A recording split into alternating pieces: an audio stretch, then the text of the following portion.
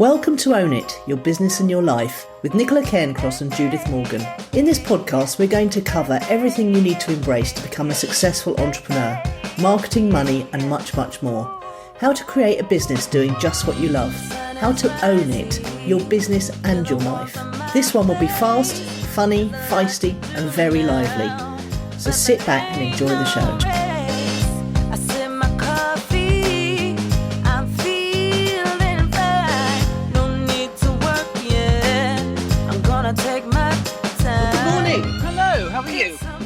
Extremely well, thank you very much. Having come second in the poker last night. Oh, good. Yes. So my mate Pete Jenkins, the gamification chap, he's won twice. Yes, he's the newbie. Yeah, he'd never played before, and he won decisively last night with me coming a close second. All the locals regulars were looking a little put out, I have to say. Is there any profit in coming second? You make some of the pot. No, I think I made either 35 or 45 quid on an investment of 15. Okay. So yes, it's a hobby that can pay for itself. But no, that was great fun. And shall I tell you about the rest of my week while I'm here? Yes, please do. I have 2 new bedside tables. Did you have old ones? I had a chest of drawers on one side and a linen basket on the other. Okay. Nelson having robbed the existing bedside table for his new, what he's calling the premium suite. Okay. He's done his room up like a grown-up. Yeah, and Phoebe was offended by my mismatched arrangement, and she's been scouring Facebook Marketplace. She is the queen of selling and buying things. Yeah, I'm wondering if there's any profit in that as well in terms of a way of earning a living. Oh, I don't know. She has been selling everything that isn't screwed in the house. Yes. For a very strange amount of money. When people will come and pick things up for a quid, I know. They're not spending more in petrol, but anyway. So she found me 2 beach bedside tables that were quite inoffensive. We went across to Lancing and we met Barbara, who was housebound and very pleasant. And we took them away not without a little bit of trouble because they were quite heavy, and Phoebe refused to remove the drawers first, so they kept popping out. And we got them in the back of the car like 2 old ladies and drove them home. And then Nelson helped carry them upstairs because they were quite heavy. And I put them in situ, proceeded to load up my stuff, and not that there's much of it, to be honest. And the second drawer front promptly dropped off. Super glue or nails? Well, it was. They've got those wooden pegs and yes. So it's all right because I don't have anything in the left-hand side one, so I'm just going to swap the drawer over.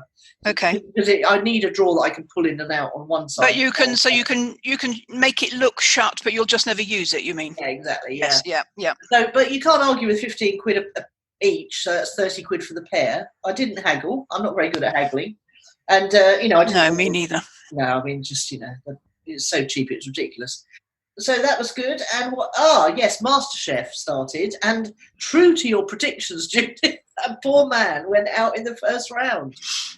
Well, we know enough now about these programs. In fact, Marion's even better at it than I am, where when somebody says, I'm going to open up a cooking school in Europe, you think, oh, don't say that, mate. You'll go home in the first episode. And that's exactly what happened, wasn't it? Yes, I wasn't pleased for him, but I did have a little chortle thinking about you and your predictions. Well, also thinking about it in future, which is, I'm the man, I'm going to open up a cooking school, but I got sent home in the first round of MasterChef. I mean, it's laughable, isn't it?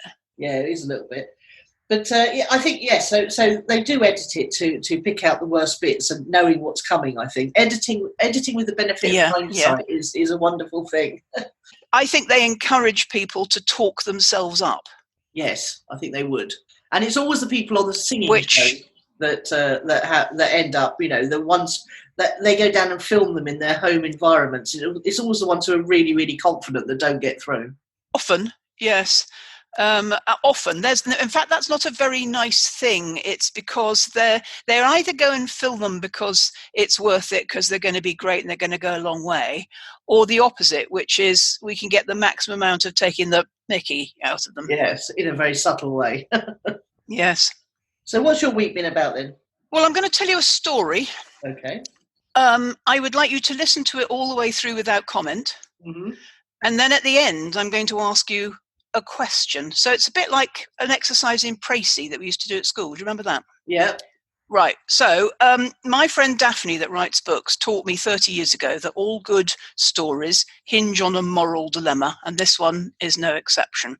And you will remember that where I'm staying at the moment, the big house is Airbnb'd, usually only at weekends. And last weekend was the third weekend in a row that it had been rented out. And the first 2 weekends were very quiet in terms of they were family reunions. So lots of cars, say six cars from people all over the UK meeting in the central place to be with each other for one reason or another. And both weekends coincided with big storms, so nobody went out in the garden or interfered with me very much. But the third weekend, last weekend, there was a sequence of events which I made assumptions about, and then I changed my mind about, which is the point of the story. So on the Friday, last Friday, when you were trying to get me to do something with hashtags, I couldn't really focus because I'd been asked to drive across the UK to meet their first special request. So they wanted some extra equipment that was not included in the deal. And so at that point, all I knew was that was one special request. On Saturday, they all got up early and there were hordes of children running around the garden in the mud, which led, and people peering in through the window at me. And when they saw there was a human being in here, the adults were backing off, but there was one small child who sort of pressed his face up at the window and sort of peered through at me. But this wandering around the garden in the mud led to the second request, which went to the daughter, then to the guy that looks after the place, then to the owners overseas, back down that chain of command to me. Would I mind going over to the big house and showing them where the washing machine is? Because the use of the washing machine is not included in the Airbnb, and so it's locked up in the basement. So I went over and knocked on the door, and one of the dads let me in, and I said, I understand you'd like to use the washing machine. And I walked through to the kitchen, and this was not a family reunion. This was a group of 4 or 5 families with hordes of children. So let's say 4 or 5 mums, 4 or 5 dads, and they'd all got multiple children each. And the women were having a conference in the kitchen. So I went into the kitchen and I addressed the woman who seemed to be in the sort of pole position, who was about 3 feet away from me, a nice social distance for somebody you don't know. And I said, I understand you'd like to use the washing machine. And an alpha mother put herself between me and this woman, so right in my face, and said, yes, it was her. And I said, well, follow me. And we went up to the garage, and I opened the garage, which is where the key to the washing machine is kept. And I went into the garage, and they all followed me because they wanted to have a look at the special car that's in there. And then they discovered there was a little cat in there. So they were all sort of meddling. And then I gave this alpha mother the keys, and she went down to the basement, and that was it. And then normally they have to, I said to her, well, she said, what should I do with the key when I've finished with it? And I said, well, when are you moving out? And the moving out time is 11 o'clock in the morning. And she said 3 o'clock on Sunday afternoon. So this is the third special request they've put in. Okay. And I'm imagining, I don't know, but they're paying a lot to stay next door because it's a big house. And so I then went back to my little place, and on Sunday I didn't open the blinds so that they couldn't interfere with my thing. And at 3 o'clock in the afternoon, they all went off. But what they'd done the previous 2 weekends, people had sort of parked randomly, and there's plenty of parking, but included in this posse, somebody had parked right across the access to my cottage. So with no regard for me or anyone else, they just parked selfishly wherever they felt like it. And feelings were mounting by this point, as I'm sure you can imagine, of boundary-breaking selfishness. And then I had cause to rethink it. I thought, if you were paying a lot to stay with 4 families in a luxury weekend home for fun and a February weekend, would you ask for, expect, and take any extras you could get? Any extras that we would give you? Or would you stay within the margins of politeness? So then I began to debate with myself, good on them or bad on them? And it caused me to rethink how me I've been in many areas of my life. And you'll know there's a ad campaign for Asda which says, be more demanding. So my question to you is, was their behaviour reasonable, unreasonable? And how would you have played it on either side of that equation? Well, I know that the money paid for these houses, because my friend Steph regularly rents big houses for her whole family to go and stay in, and they do look after them and care for them. But I also would expect a washing machine to be included in an Airbnb. But it isn't before you book it. And you know that. No, but it's not. Before you book it, you know that. You're only coming for the weekend. You arrive on Friday, you go home on Sunday. Your children get muddy on Saturday. You want to wash their clothes, but that's not included in the deal. You can go take the dirty clothes home with you and wash them on Sunday afternoon in your own house. If you before you book it, I agree. I wouldn't book a B&B where I wasn't entitled to use the washing machine. No. But this one is not included. Okay. Well, maybe they didn't realise that. Well, they didn't read the small print. No, perhaps not. Anyway, we're Oh. missing the point. We're getting too much bogged down in the detail. Okay. Do you wish you were more like them? No, I think that they probably didn't realise about the driveway. They probably didn't realise about the washing machine. No, you're being far too nice. You're missing the point. They're very 2020 type people, which is I've got money and I'm entitled to anything. This is quite unlike you, because you're usually the person who sees the good in everything. Yes, that's what I'm saying. So at the end, I had to think. They weren't. It was like as each event unfolded, it didn't seem unreasonable. So could you drive half an hour across England in the filthy rain to collect? Yes, I can. Will you go in and show them how to use it? Yes, I will. But the point then, it all began to mount up as the story went on into people who I thought were boundary breaking in their selfishness. And then I rethought it. I thought, well, is this the way actually to be? To ask for as much as you can get out of life and take it. Yeah, well, I see. So we're looking at the bigger. Yes, yes, we are. Well, I'm always the person who worries terribly about everything. So you're asking the wrong person. I'm just not nasty enough for my own good. Well, it's actually they weren't nasty. No. They were just demanding and expecting that their demands would be met. Yes. So when I stay in an Airbnb or anywhere, I try to leave it as close to how I found it as possible. Yeah. So on the Tuesday when I went to use the washing machine, for instance, it was full of mud. Oh, and I wouldn't have done that. I would have cleaned it out. It wasn't just in the washing machine. It was all around the floor as well. Well, yes, but you don't expect to have to clean an Airbnb when you leave it, because they've got people have cleaners. Well, I know, but I always leave it as close to how I found it. And they've only been there for 2 days, let's face it. No, I agree with you. You don't expect to clean it, but I think if you make an exceptional mess, you might. So, for instance, it wasn't just mud in the washing machine. It was sort of glittery bits off children's clothes. I don't know. But anyway, the point is not the detail. The point is the bigger picture. And I thought, well, should I be more selfish? Yeah, I think you should. Because you're really very, very self-effacing. Well, that's the lesson I took from them, which is life's there for the taking. Take as much as you can get. I think it's even more fundamental than this. I think it's because we've both been brought up in a certain way, and we were not brought up in a way that meant we expected life to be great to us and generous to us and wonderful to us. I just feel that it's about how we've been brought up, and self-effacing and apologetic and modest. Yeah, modest, yes. Yes, and also having a sense of what's reasonable to ask for. Well, that's our perceptions, though, isn't it? That's about how we think, not about how most people might think. But what I could see from this at the end of the story, not the beginning and not as it went along, was that it all added up to, I want more than what's on offer here. I want more, and I'm either going to get it, I'm going to ask for it, and I might get it. And I agree with you. We exceeded their request because they were paying a lot of money. But it's an attitude to life that made me, it's kind of me. It's the thing I think about when somebody comes out of a side road and they don't wait for me to give them a sign to come. They just come because they think it's their entitlement. Yeah. And usually they've got a dent in their front wing because they've done it. They've done it so often and somebody's driven into them. Yeah. Anyway, so my question to you, and let's keep reviewing it, over coming weeks, is should we ask more of life? Well, yes, obviously we should. I think we should, but funnily enough, of course, this comes at a time in our life where we don't want more from our lives. We want kind of less. It's quite interesting, isn't it? Yeah, that's right. But then I do expect to be, when I leave the house and pay to leave the house, I do expect to be looked after. Treated like a princess, yeah. Well, and especially if I'm paying, to go and stay somewhere nice, I will travel, or I've, paid to travel.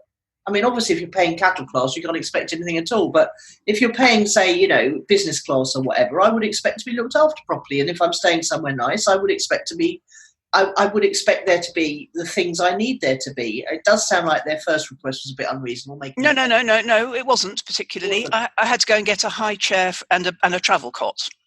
Oh.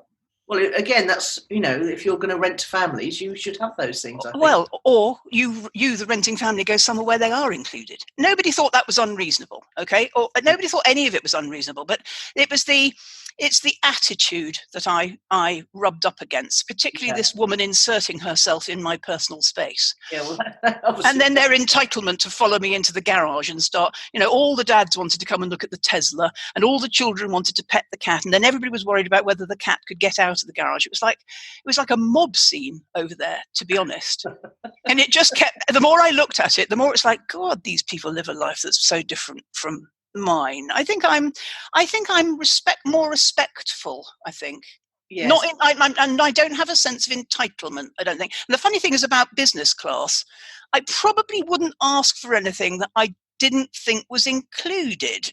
Or I probably wouldn't make a request that I didn't think was reasonable. And clearly they thought all of these requests and parking across my access was reasonable. Probably didn't realise that, to be fair. No, Nicola, no. When you park your car, you always look to see what you're blocking. Well, you and I do, but not. No, and not when you drive a sodding great big 4x4, which is almost the sort of badge of self-entitlement, isn't it? Yeah.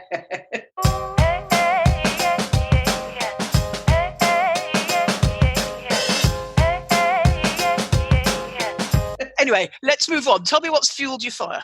Well, hang on a second. I've written something here, a note to myself. I've been really good today. I've prepared, but I've written something here that I totally do not understand what it means. Can you tell me what it says?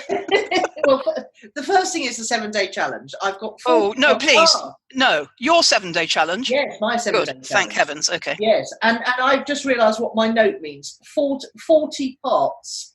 Which means participants. Okay. So 40 participants, a good 10 of them are active and engaging. Yep. I'm doing it following, not copying, but following the thing that Helen Pritchard. Yes. And I'm engaging more with them. I'm doing a live every afternoon to answer questions. I've got a load of hashtags on the go, so they can ask questions with a hashtag, or they can ask for feedback with a hashtag. So I'm much, much better organised this time. And, I think people, and what I've done is I've put a 21-day challenge down to 7 days by putting more than one task on a day, and people seem to be enjoying that, Okay, so they're busier. Busier and less time commitment. So I think that's a winner, definitely. And I'm really feeling that I could run one of these every 3 months and do what Helen does, which is put people into a holding group so they can, interact with each other, they can interact with me, and then when what you do is you start a new group, and then you get them to move all up over the people who want to participate. So it means people can participate more than once if they want to, which is great. And then on towards day 5, day 6, day 7, you put the links if people want more help, or they want to get work with you, or they want to get access to the training videos for longer and things like that. Then they can join your program, whatever it is. So yeah. I'm looking forward to seeing how many people of the 40 convert to that, because it could be a really nice way to regularly fill up. And then what you concentrate on in the meantime, in between challenges, is just filling up that waiting group. Yeah. And I think it's a really nice business model. So I'm hoping it's going to convert to at least 1 or 2 new members for Clicks and Leads Academy. And if it does, then I'll just carry on working that plan. It doesn't sound significantly different from the way you've done it before. I just feel much more organised with it, and I feel the 7 days is less of a commitment for me, so I'm able to give more during those 7 days. for example, Helen does Q&A sessions in the afternoon, and then she does a long live in the evening. She calls it Live with Wine, which is funny. But she really has many, many more people. I mean, the last challenge, about 4,000 participated in hers, and she's got about 30,000 in her holding group. So her numbers are huge, and obviously there's a lot more commitment from her. But my numbers aren't so huge, but they are better than the last 2 times I ran my challenge. So okay. I think, I really was inspired to promote it a lot harder, to get people into the holding group, which means that, I've got, because we all know, that Facebook's limiting access to people, but group seems to be the place where you can still get access to your people. So so the main thing I haven't figured out yet is the whole messenger thing, because she sends messages every day telling people when the video's up, when the live's going to happen and things like that. But Facebook are limiting their messenger thing, so you can only contact people within 24 hours of having had an interaction with them, plus 1 extra contact. So I suppose what she does is this is for people who are using bots, she sends out a message to ask if they're interested in getting the next bit of the information. So I've just got to figure that out yet, because I'm still a little bit vague on how messenger bots work. Yeah, I find them quite intrusive. Yeah, well, lots of people like them, and actually that is the only way to contact people, like, the kids who don't use email. Mm. They like bots. So they like, getting a message and being able to say yes or no, they're interested, or no, they're not interested. But yeah, that's what's fueled by fire. What about you? I've realised that, because the results have come flooding in this week, but I've realised I've deliberately created and surrounded myself with 2 communities. One, my clients, and secondly, the I Love My Life group, where people are deliberately creating through using woo-woo principles, not exclusively, but those that do deliberately. And now we are awash in people enjoying the results of that, which is very gratifying. And it means that every day I'm on the receiving end of joy and delight and surprise and gratitude and ease and all sorts of wonderfulness. It's like living in a magical world. Nice. Very nice. Yeah. So, that's really good. So you've created the communities you needed around you, which is yeah. Well, it's moved in that direction. I think it's more of a traction thing, because at the beginning, when I say the beginning, ages ago, I used to mention it to people, but I didn't. I didn't really care whether they felt drawn to it or not. I would say, "Oh, why don't you experiment? Have a go at this?" And people would say, "Oh, look, I got a taxi," whatever it was. But now the communities are much more steeped in it. They've sort of matured into it, and I Love My Life is exclusively about it. So you funnily enough, there's crossover between the 2 groups as well. So some of my clients are in I Love My Life, and it's just when you see a community of people all doing it and the results they get, it's very encouraging to live that way yourself. And then, of course, the results start to show up in your world too. Nice. Very nice.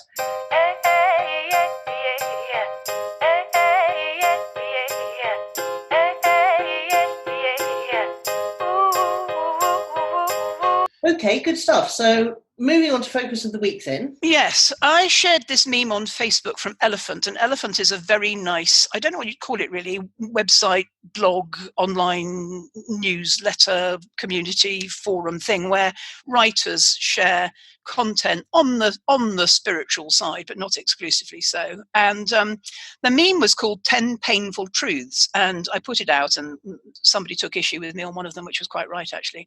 And then I realized afterwards that none of them are painful as far as I'm concerned, and at least 3 of them are not true. So, but they're all interesting, and I thought we might debate each one, 2 minutes each, because we like this section to be 20 minutes long, and we've got 10 of them. So shall I read you one and off we'll go? Yeah, absolutely. All right. So the average human life is relatively short. Well, I've written down here, why does it seem so endless then? But I realise it gets shorter as you get older. It accelerates as you get older. Yeah, absolutely. Yes, it does. But that's, so for instance, Steve's life was relatively short. But the average, and Caroline Flack's was even shorter. But I expect to achieve something between 70 years and 10 and 100, somewhere between 70 and 100. I don't think that's short at all. No, it's because we feel every minute, isn't it? Most of the time we're living through it, and it does feel slow. Yes, it does. It does. I mean, and if you can think back to school lessons, they were interminable, some of them, weren't they? Yeah. So time is stretchy, we know that. We know also it's not real. It's just a convenience that's been invented so we can all meet in the same place at the same time. But I don't even feel this one's true. The average human life is relatively short. Do you feel that's true? No, I suppose if you look at it on a sort of, when you start looking at things like, well, those very, very ancient tortoises, those very, very ancient big tortoises that live to 400. Yeah, I was thinking more in the lines of, I was looking at a bronze statue of a Greek boxer the other day, and it was just beautiful. And I was thinking to myself, it was made in 300 AD, which is before, Yes. All that business. Yes. Before all that business, yes. Yes. And it was so beautiful. And I was thinking, how can humans possibly have had the technology to be able to cast a bronze, which it was done in this hollow casting way, it was done in things and it was welded together. But it was so beautiful. And I was astonished at how lovely it was. And I just thought, 300 AD, that's thousands and thousands of years ago. But then when you think about, some of the cave art. No, AD is after all that nonsense. Yes. So it's actually only 1700 years ago, but even so. But still, when you think in terms of where we were in terms of technology, yes, it's still astonishing that it is. Ancient humans could make absolutely. I was looking at how they made Stonehenge this week, and there were 3 different ways of different sorts of stones that were dragged various differences. Yes, it's just madness to think of that. But the average human life is relatively short. I've written no here. I did agree with that to some degree, but the other interesting thing, talking about the time movement, I always find that when I'm waiting to go out, when I've got an appointment, I prefer to do it in the morning so I can get up and go out. If it's later in the day, it hangs over me all day. But I've definitely noticed that time accelerates in the last hour before the appointment, because I often end up rushed, when actually I've been waiting for the damn appointment all day, preparing for the damn appointment all day, but then somehow that time just... Yeah, the point is time is stretchy. Yeah, it is. Relative to one... And I also resist the idea that life is short, because actually it's quite a scarce idea. Yeah, I mean, again, when I was looking at things, they now say that some of the cave paintings they found is 300,000 years before Christ or whatever it is. Yeah. And that's when you start thinking 80 to 100 years is quite a short period of time. Well, that's why I think what relatively is about. It depends what you compare it to. But I don't think the average human life, as long as you're not cut down in your prime, is short. I think it's plenty of time to get everything done you might want to. And usually you die when you're just about had enough. Yes, or when you just got organised. Yes, or unless a car runs you down before your time. I know Marie Taylor died prematurely. She said she hadn't finished. She hadn't got everything done that she wanted to do. She was only about 50 something. Yeah. That's tragic. But the average human life is quite long. Yeah. Anyway, let's move along. Yeah. You only ever live the life you create for yourself. Well, no, that's not strictly true. No, that's not true. No. It's not even painful. It's because you live the life you're given unless you get wised up enough to create a different life for yourself. Well, and I think some things do happen to you. And the other thing I've written here is it cures number 1. And I don't quite know what I mean with that. No. You only ever live the life you create for yourself. I understand where they're going with that, which is if you don't get off your arse, life could be a bit disappointing and boring. But it's not. It's the only. You mostly would be a better use of this one. You mostly only live the life you create for yourself. I don't think this one's true, and I don't think it's painful. No. Right. These don't bear scrutiny, do they? Isn't that funny? Really. Here's a good one. Being busy does not mean being productive. I do agree with that. So do I. That's got a big yes from me. Yeah. It's not the same thing, and I think a distinction is very useful. 4, some kind of failure always comes before success. No. No, that didn't happen to me in any of my businesses. No, and I know lots of people who've just succeeded and never had any failure. Well, quite. This was the one actually that the lady took issue with me on, and I agreed with her, and that made me then review the whole lot. Right. I think if this was generated from America, I know that failure is different, regarded differently there, and it's regarded as a sort of, and my client was making the same point, regarded as a sort of rite of passage to make success more likely the more times you have a go. Yeah. Right, we're agreed on that one. Yeah. Thinking, I think we'll be agreed on this one as well. Thinking and doing are two very different things. Oh, well, they totally are, aren't they? They are, but this isn't a painful truth. No. Well, hang on a second. Is that painful? No, it is. Well, it is. It is for the people who only think that they're thinking about things or not doing anything, and it's very painful for the people who observe people thinking about things and not doing things. Well, interestingly, Abraham thinks the thinking is crucial. Okay, so you have to think it first. Well, you can make it a lot easier on yourself by what you think. Yeah. And then you need only do what you're inspired to do rather than slog. Yes. Well, I agree with Abraham, but I don't, and I do agree with this. So do I. Yeah.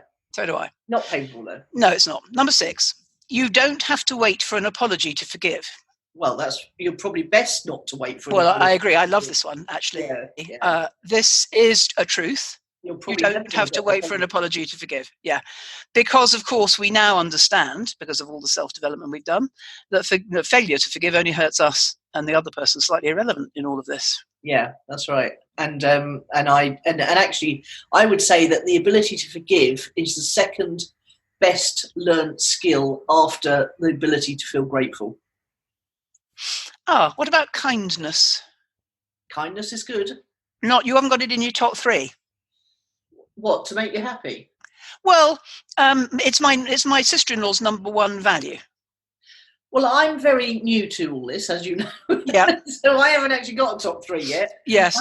I'm adding. Well, you did. You got a top 2. You got a top 2. Your number 1 is gratitude, and your second one is forgiveness. Yes.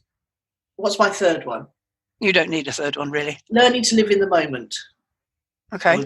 Okay. But we're getting off the topic now. Well, I think this is probably. I think it might be my favourite in the list. I'll review that in a minute. But you don't have to wait for an apology to forgive. I like the point you made very much. In fact, it's probably a good idea not to. Yeah. Yeah. Just no. Yeah. Number 7, which might relate to number 6, actually. Some people are simply the wrong match for you. Well, that's very true, isn't it? It's very true, yes. And actually, the fewer of the wrong ones we have, the less we have to forgive. Yeah. And you just, sometimes I do get disappointed that, people don't like me more or that I don't like them more or whatever. But then I just think, oh, well, we're all different and you can't force these things.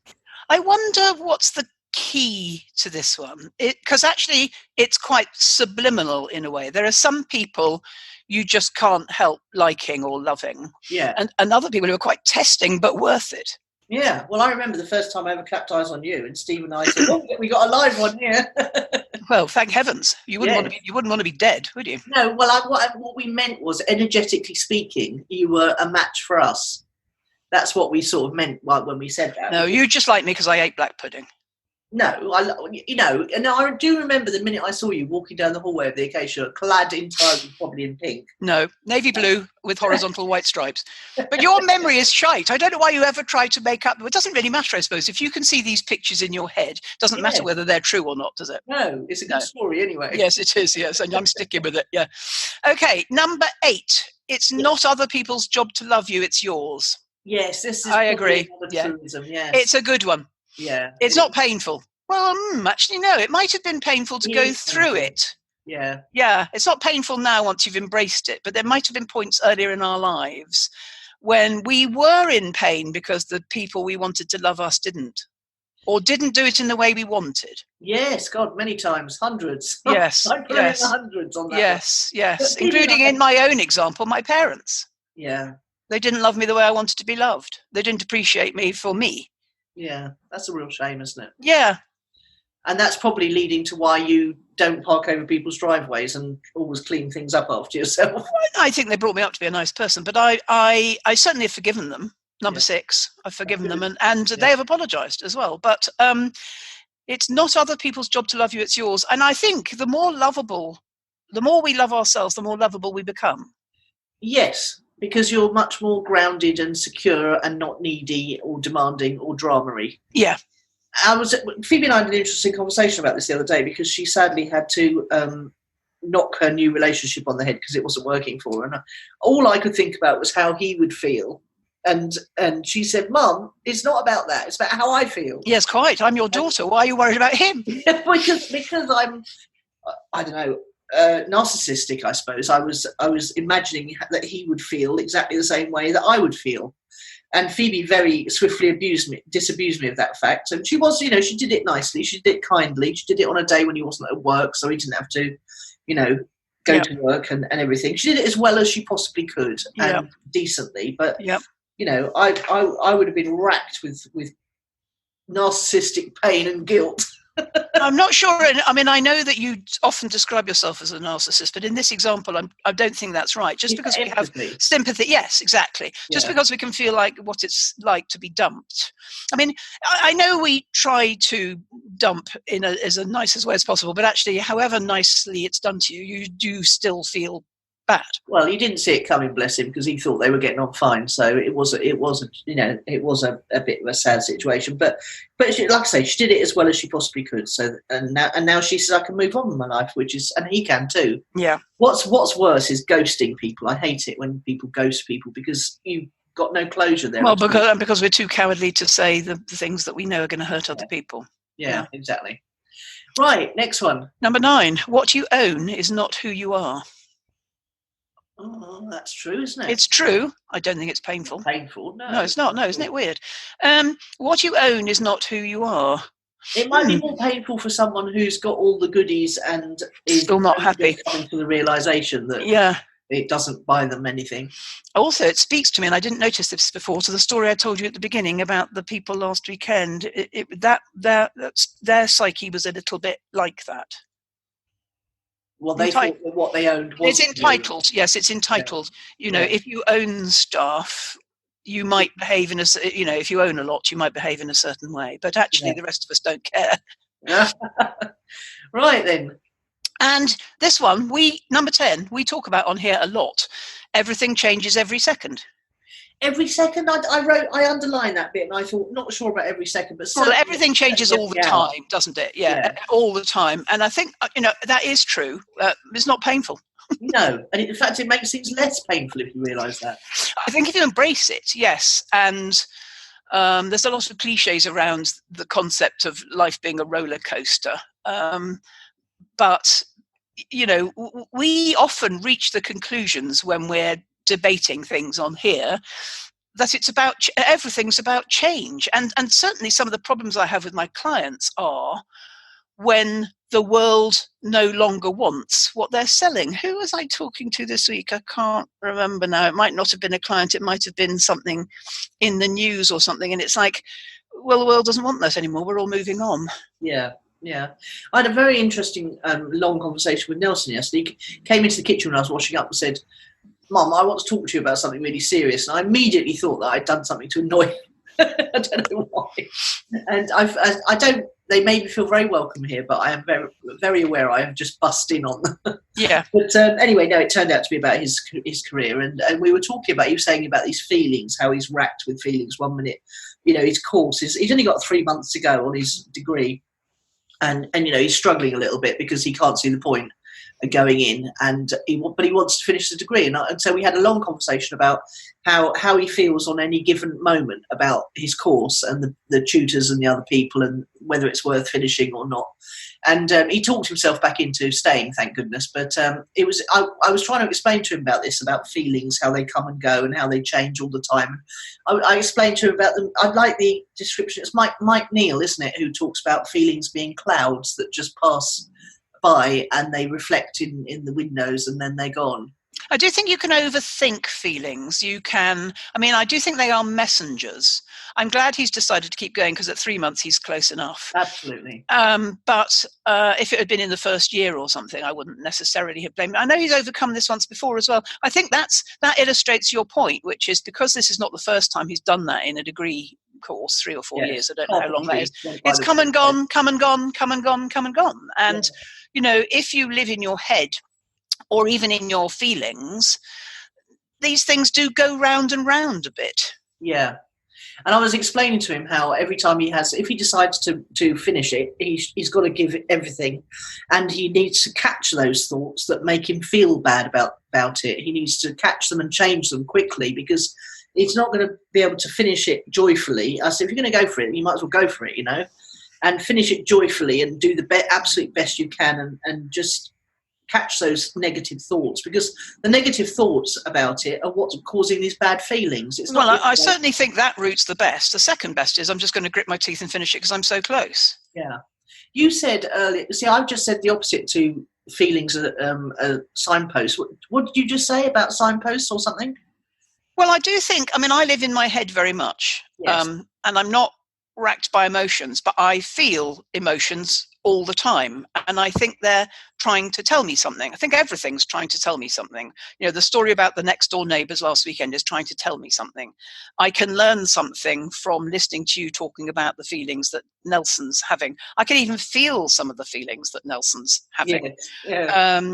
I do think, and that's what I don't meditate in the way that you do, so I don't do this catching clouds passing thing, but I can remember a lot of time in my life, and mainly in the car comes to mind, and I always think the steering wheel is quite useful about this, because as I think about something in the car, let's say I start at midnight on the steering wheel, I can think my way all the way round the 12 points of the dial back to the top again, because there's no right answer to most things in this life.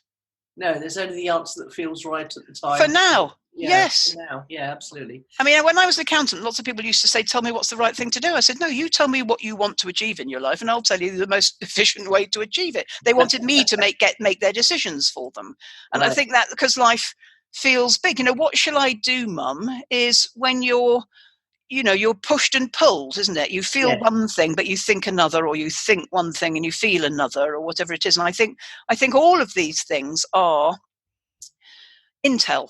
Anyway, quite interesting that I think, because there was enough in there for us to debate. None of them are painful, and not all of them are true. Actually, anything which proves our point in a way. Anything that you pull apart. I saw it and I thought, oh, that was interesting. I'll share it with people. And then when I re-examined it, it was like, oh, they're not true and they're not painful. It's quite funny.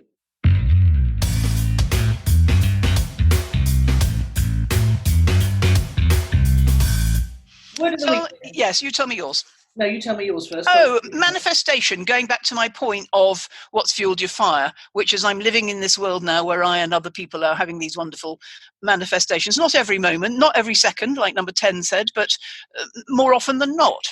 Yeah. Okay, mine is waiting, because I feel a little bit in limbo with this whole COVID-19 thing. I just feel, that people are waiting to make decisions. People are waiting to... I feel like I'm waiting for it. Interesting. They've cancelled a lot of things. They cancelled the London Book Fair, and it's the time of year where they get to do together globally to do some sort of financial planning. They're doing that virtually for their first time ever. Yeah, no, people are taking it seriously now. It's a big deal, but yeah, I just feel like I'm waiting for it to come, and I'd rather it just arrived and got here. You see, there's always something like that. We've waited for years to do things like sell houses because they weren't selling because of Brexit. Now we're waiting. This might be a thought-feeling thing, which is, I'm not going to wait. Yeah, no, I've calmed down. I'm cracking on now. Yeah, but yeah, waiting. That's how I feel. All right.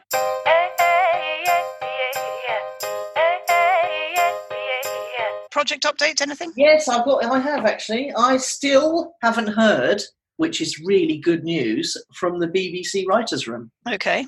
When are they supposed to tell you? Well, the first reading is supposed to be notified around the end of February. So, and then they're supposed to be letting everybody know by Easter. And there's 3 rounds of reading. So there's a lot of readers reading the first one, everything, and then they have to put the ones they like into the second reading. And then that I don't know when you get notified if you didn't get. They're notifying people as they don't get through the readings. So the fact I haven't heard anything, and I did a special search in my Gmail today just to make sure I hadn't missed it, but I haven't heard, so that's good. Okay. And what I've done is I've recorded a potential new project, but I've recorded 4 episodes of a podcast in the event that I get through to one or other of the 2 things that are left. How long are the eps?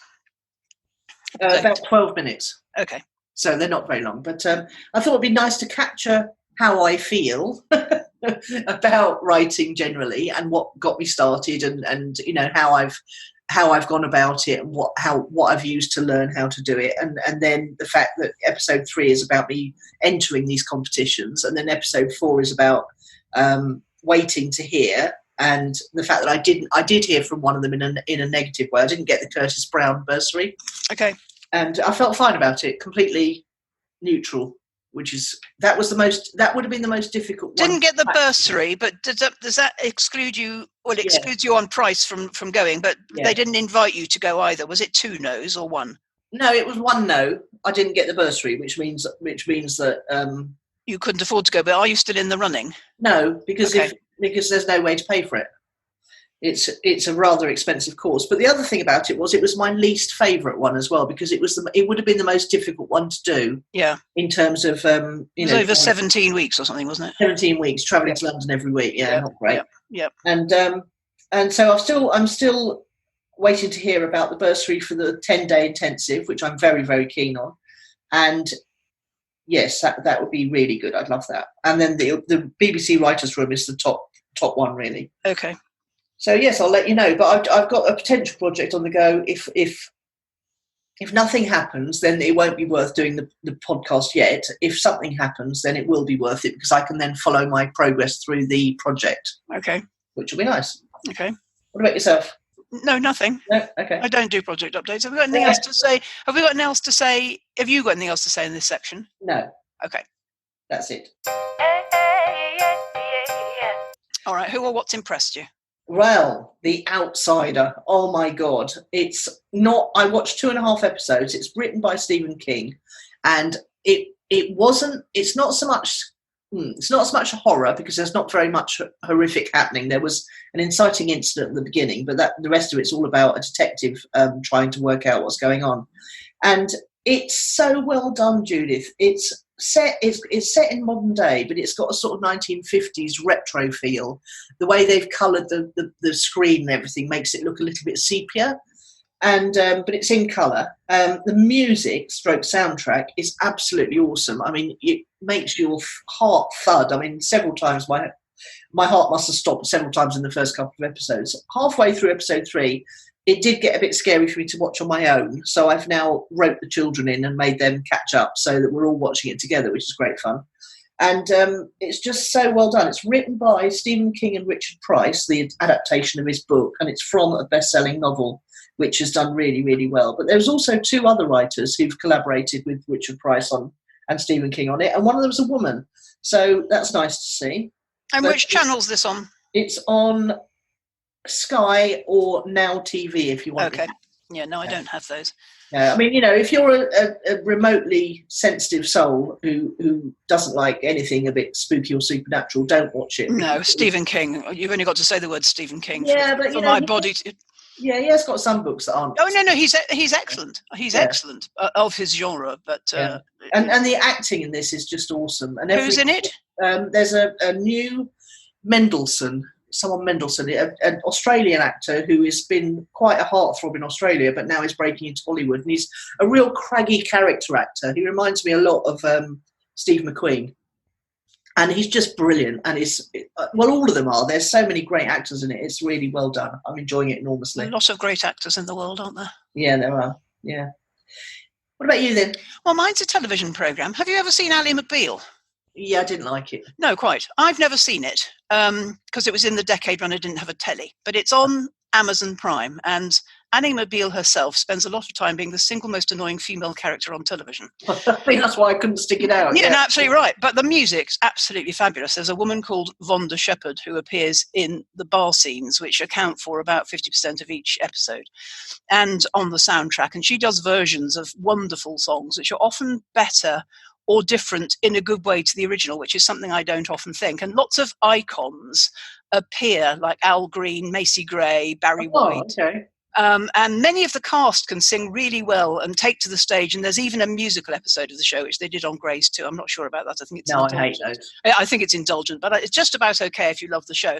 So I don't really enjoy Ali herself, but the rest of the cast is excellent. It's often funny and moving. The music totally makes it. And Vonda Shepherd is the sort of piano vocalist you'd want in a bar. I hate bars, but if there was one near me with music in it like this, I'd be in there every night. Now, interestingly, it's written by David E. Kelly, who's written a lot of really good stuff. He's coincidentally married to Michelle Pfeiffer.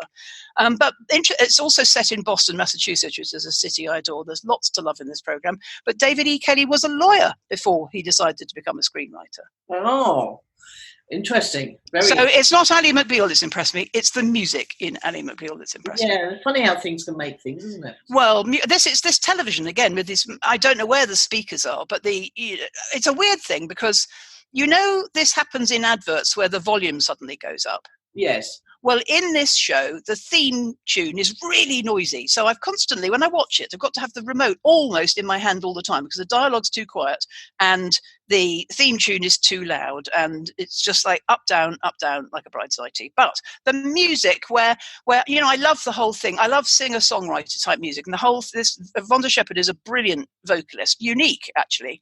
And there's this sort of surreal thing where the characters have relationships with, Barry White. And it's wondrous in a way, but Ally McBeal is as annoying as that woman in Silent Witness. Well, she is the most annoying woman on television. Well, now she's got somebody to give her a run for her money. Yes, the most annoying character on television. So that's a funny thing that you could make a whole successful 5-series program where the central character is almost unbearable. Well, really bordering on unbearable. She does calm down towards the end, but there are other redeeming features that make it worthwhile enduring, which is somehow how I feel about Silent Witness as well, because Jack and what's the lady in the chair, Camilla or something her name is, they are really quite compulsive characters. My God, that was a shock ending at the last. It was, but the boss is a dry stick, isn't he? But Camilla, whatever her name is in the chair, what's her name? I like her. Clarissa. Yeah, Clarissa and Jack are really compelling. Yeah, they are. Yeah. Anyway. Yes, very good. But yes, what an ending on the last series. I won't. Don't tell anyone. No. It totally took me by surprise. Yes, well, that's good, isn't it? And if you don't see it coming, I mean, there's quite a lot of stuff that we watch is so yawn because you know what's going to happen. But when you don't see it coming, that's rather good. Yeah. It's called a inevitable yet surprising ending. Oh, inevitable. And it's a thing. Certainly no loss to me. So I could afford the ending. Right. Okay, then that's us done. All right, see you next week. Bye. Okay, bye. It's a brand new day. You've been listening to Nicola Cairncross and Judith Morgan. Do come and visit us at ownitthepodcast.com. We love to hear your feedback. You can find out more about Judith and visit her on her website at judithmorgan.com, and you can find Nicola at nicolacairncross.com.